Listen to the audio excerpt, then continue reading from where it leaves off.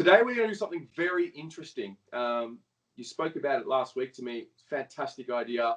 I can't wait for everybody to see the type of research you've done. But the premise of what we're doing today is we're going to look at the 2015 draft, because obviously that's really the beginning of, and the backbone of this rebuild. And you're going to take us through exactly how we got to where we are today based on this 2015 crop, right? Yep, that's the plan. Mate, I'm pumped. I don't really know what else to say other than I should stop talking and let you explain where we are and how we got here. All right. Well, so this stemmed from, in my head, I've had this idea that Brendan Favola got us Harry Mackay, and I thought I'd trace it back. And as we go through it, some of the picks numbers might be a bit off because they're reported before changes happen, and some of them are future picks. But we'll work through the basics. On screen, you should be able to see in the yellow here, our 2015, the start of the real rebuild draft crop. It's pretty simple. Jacob Wiedering here. He comes in for pick 1. We got that from being really bad, which is not great. David Cunningham, he came from Chris Yarran, who we obviously traded to Richmond for a first round pick, slid to 23. He never played a game for him. And then David Cunningham still at the Blues. Jack Silvani, still at the club currently as we're recording. He got bid on by Essendon. We used pick 53 for him. Charlie Curnow's a little more complicated. Wow. So Charlie Curnow is attached to, effectively, Tom Bell asked for a trade out. We got pick 21 in return. We traded that for pick 20 and 21. And we used that and our own pick 20 to get up the order to pick 11 in that draft after Charlie Curnow slid because of some off-field issues. We picked him up, and with that other pick, the steak knives from getting that pick for Charlie Curnow, we got Cam Paulson. So all these guys are it's pretty simple transactions, Tez. Nothing super crazy here. What is crazy to me is that we got Charlie Curnow all the way at pick 11, but that's a conversation for another day. So just refresh my memory with the pick swaps, because we had 21 from Tom Bell. I don't remember who we traded that pick to get pick 11. So we traded 21 and 60, or we received 21 and 60 for Tom Bell and 41 from Brisbane. Yep. And then we had pick 20 and 20 already and pick 21, and we traded them to it's either Melbourne or Bulldogs. I'll have to double check that for you. Okay. But anyway, whoever had pick 11, no, it was the Bulldogs. Yeah, it was the Bulldogs for pick 11. And then Charlie Curnow slipped because of his, he got arrested or something, or got questioned by police. But anyway, we got him. And then Harry Mackay over here. He's the one that in my head I've thought Brendan Favola got us Harry Mackay. And I wanted to know how that happened. Okay. So we got to go back. We got to go back all the way up to here. Brendan Favola, it's something. So, Tez, as we remember, Brendan Favola made a dickhead of himself on the Channel 9 Logie show. He didn't want to leave. We almost didn't trade him, but then obviously we traded him. We got pick 12 and Lockie Henderson in return for Brisbane. Kane Lucas, we selected with pick 12. He then never did anything for us, really. Played some games and then ended up being rookie drafted by West Coast. Fair for Henderson, I think. Tez, what do you think about Henderson? He probably gave us a fair bit of service before he asked to go to Geelong. Yeah, I mean, look, end of the day, he played some good footy for us. He played good footy in finals, which was, I guess he's also done that for Geelong now. It was a bit of a shame because he started as a forward, I remember. Then he went, he couldn't really find his feet. Then he went back, found his feet. It really is the classic tale of a forward that comes to the Carlton Football Club these days, isn't it? Yes, it is. Hopefully that's not the same for Harry Mackay, which started this whole project. But as we know, he asked to leave. So that stemmed another trade. So we traded Lockie Henderson to Geelong. We got a 2016 first for him. Mm-hmm.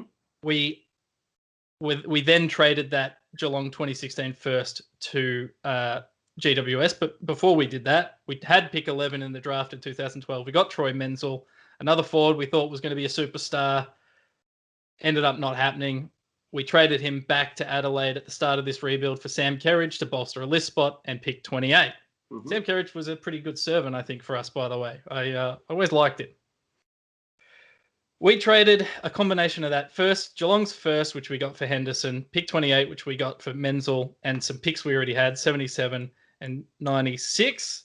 And we received our first batch of GWS players. Wow. Lockie Plowman, who's still at the club, top 3 in the best and fairest last year, will be up there again this year. Jed Lamb, who played for us. Liam Sumner, who played for us. Pick 8, which became Harry Mackay, and Tom Phillips. I think in hindsight, that alone Andrew Phillips. I've got trade period on my mind. Andrew Phillips. So I think bringing in, what was a Phillips in a fringe 22 player, a couple of guys who were list fillers, and Plowman, who's become a mainstay in our side, as well as Harry Mackay for Lockie Henderson and Troy Menzel, ended up being a pretty good deal. And I think they were all pretty good servants for us. This is the kind of information that the mainstream media needs to actually have a look through. Yeah, you talk about part of this as well is, we talked about Sauce was an awful trader and we just bought in, players for the sake of it. But a lot of these guys, Lamb and Sumner, are salary dumps on us to take on. And we really wanted Plowman and pick 8, and you take the salary of these other guys to fill the team and to get the deal done. And I think people look at it in isolation and go, well, Lamb and Sumner never did anything, but I don't think that was the intention for them. The intention was to get Plowman and pick 8, which became Harry Mackay, through the door. And that's going to stand up for a lot of these things. It's all moving pieces. But if we want to move on, it doesn't end, because obviously Phillips doesn't play for Carlton anymore. And this gets complicated, and I'm sorry if some of the numbers are off, but the general gist is correct. So if we move on down to Phillips. Wow. Phillips, we traded him this last off season for pick 70 and pick 57. 57, we'll follow this track first. 57 and our natural pick 11, we traded to Gold Coast for pick 17 and pick 22. Funnily enough, that's the pick that they were asking for Jack Martin, but we ended up trading it to them for effectively two firsts anyway. Pick 17 became Brody Kemp, and pick 22 and 55 were traded to Port Adelaide, which then became Sam Philp. So we did some pick swaps, and it allowed us to get Brody Kemp and Sam Philp into the club. Without doing that, we probably couldn't. Which I would argue, Tez, is a good start for what Phillips has delivered us. Absolutely.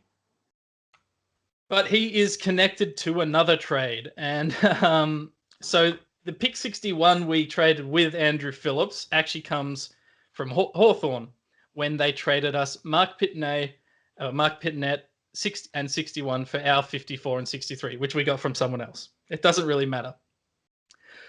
Mark Pitnet's still playing for the club. That's great. He replaced Phillips as a ruckman, and he'll probably be our starting or backup for many years to come. But we had to trade 48 to get the picks to get Pitnet. Where did we get that? We got it from the Mitch McGovern deal, and this is where it gets. This is where it's a mess. It's an absolute mess. So, if we head up here to Bryce Gibbs. Basically, what I'm saying to you right now is Bryce Gibbs got us Lockie O'Brien, Angus Schumacher, Matthew Kennedy, Tom DeConnick, and Mitch McGovern, and Mark Pitnet, just because we held out and asked for a bunch of assets from Adelaide. So we draft Bryce Gibbs, we trade him and a second rounder and a few picks to Adelaide. We get two top 18 picks, two first rounders, and a couple of changes of picks. Some of these numbers, 26 and 28, might be actually different because you're trading future picks, they slide. When it's reported, it's all wrong. But anyway, Bryce Gibbs becomes Lockie O'Brien, Angus Schumacher, and a pick which we on trade to get Matthew Kennedy. And probably as steak knives, we use a pick 30 on Tom DeConnick. So Bryce Gibbs becomes O'Brien, DeConnick, and Matthew Kennedy. One's going to be the ruckman of our future. One we think is a talented player in Lockie O'Brien, who can't get into the team. And one is Matthew Kennedy, who's serviceable. At this stage, I'm happy with this deal, Tez. I'm happy getting these three guys out of Bryce Gibbs. Yeah, absolutely. And then through a changing of picks, we've basically swapped back and forth second rounders with Adelaide 2 years in a row, and we've ended up with Mitch McGovern as well. So Bryce Gibbs nets us Mitch McGovern, Matthew Kennedy, Tom DeConnick, Lockie O'Brien, Brendan Favola nets us all those GWS players. You chuck both those deals together, and it ends up going all the way down to Sam Philp and Brody Kemp. Now, please, I really, really hope that the Carlton Football Club doesn't do any more trades with any of these players because I can't keep track of it. But I can imagine this was something you felt like you needed to do, but you kept trying to do it in your head. And unless you table it like this, which I'll be honest, when you first sent me the photo of it, I was like, how is anyone going to make sense of this? But you've actually done a fantastic job of making sense of it. And it's quite cool to have this, to be honest, because this is, I mean, I don't remember reading anything like this in the mainstream media where they go back in depth like this, but it's quite fascinating, and it kind of shows.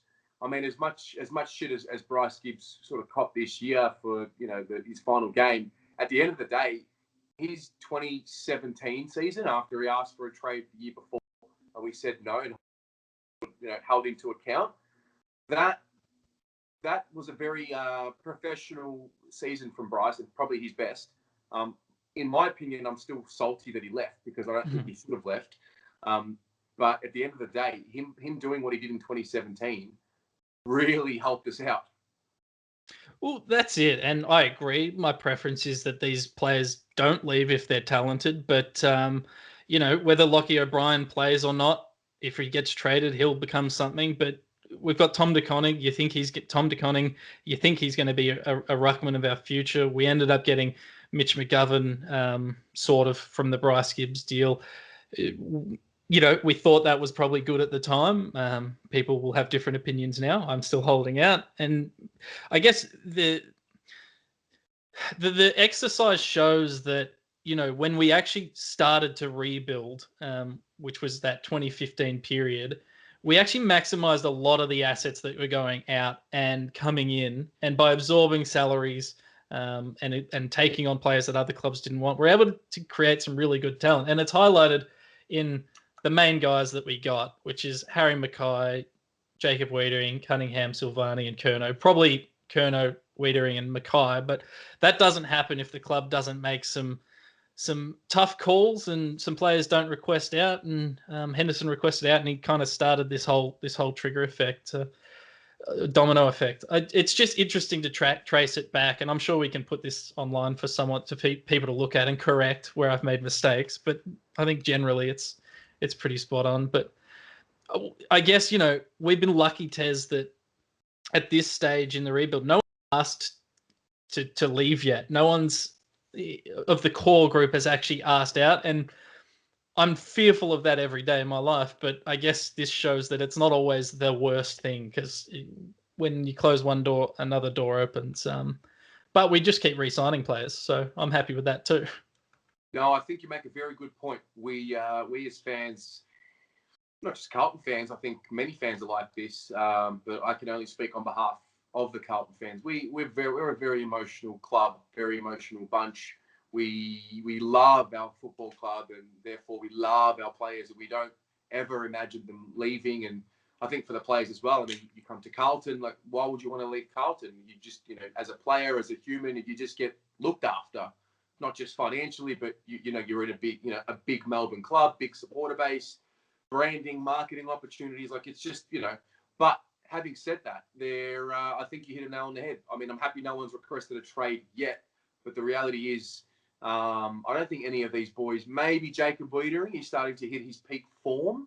I don't think the rest of them have really hit their peak form, and it's going to be interesting because if they do, there's five of them there. I would say probably four of them have potential. Well, let's say three of them have potential to be, absolute top 20 players in the league. I don't know how far Cunningham can push up that ladder, nor do I know how far Jack Silvani can push up that ladder. But I think Jacob, Harry, and Charlie are, bona fide stars if they want to be. So when they get to that 27, 28, 29 range out of contract, going to be very interesting to see what happens and if you have to keep going with this this table. I hope not. Yeah, it's interesting that everyone talks about Port Adelaide, and they were bold and went to that draft a couple of years ago and took 3 or 4 early players. But we actually started it. We did it first, and our guys are probably not all of them have hit the straps. We've certainly got the best player out of all those groups, and Jacob Wiedering. But we've got another. I'm sure there'll be more times where we hit the draft. But last year we've seen Kemp to see.